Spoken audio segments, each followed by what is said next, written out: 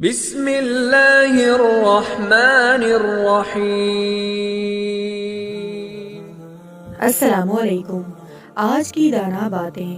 کبھی کبھار اداسی میرے سامنے بیٹھتی ہے، کچھ دیر مجھے گھورتی ہے، پھر آنسوؤں کی صورت پھوٹ پڑتی ہے، میں بس خاموش ہی رہتا ہوں۔ انسان کو پہلے روگ لگتا ہے اور پھر سوگ، پھر مقام آتا ہے سہنے کا۔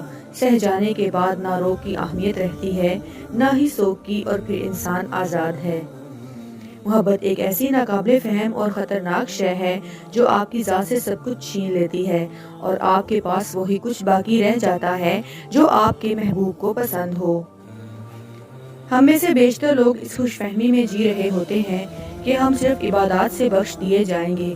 آپ کا لہجہ اور رویہ اگر کسی کی دل آزاری اور احساس کمتری کی وجہ بن رہا ہے تو ماتھے پر لاکھ محراب سجا لیں، مگر رہے گا وہ آپ کے کالے دل کا سیاہ داغ ہی۔ اور اللہ کے در پر بیٹھ کر شکایت نہیں کی جاتی، صرف صبر کیا جاتا ہے، بے شک وہ صبر کرنے والوں کے ساتھ ہے۔ آج کل لوگوں کو راز بھی چکر باز لوگ ہی آتے ہیں۔ مخلص وفاداروں کو تو ذہنی مریض اور خاندانی پاگل ہونے کے لقب سے نواز دیا جاتا ہے۔ تلخ حقیقت، ان پڑھ اتنے باشعور ہوتے ہیں کہ پڑھے لکھوں کو محترم مانتے ہیں، اور پڑھے لکھے اتنے بے شعور ہوتے ہیں کہ ان پڑھ کو جاہل تصور کرتے ہیں۔ انسان ہی وہ واحد جاندار ہے جسے دنیا میں اتنے مصائب برداشت کرنا پڑتے ہیں کہ اسے ہنسی ایجاد کرنا پڑی۔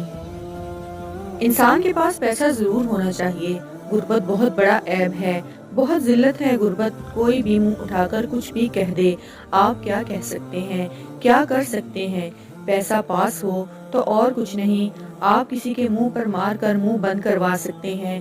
اگر میری آج کی ویڈیو، میرا آج کا میسج آپ کو اچھا لگا ہو تو ایسی ہی مزید اچھی ویڈیوز کے لیے میرے چینل کو سبسکرائب کر لیجئے۔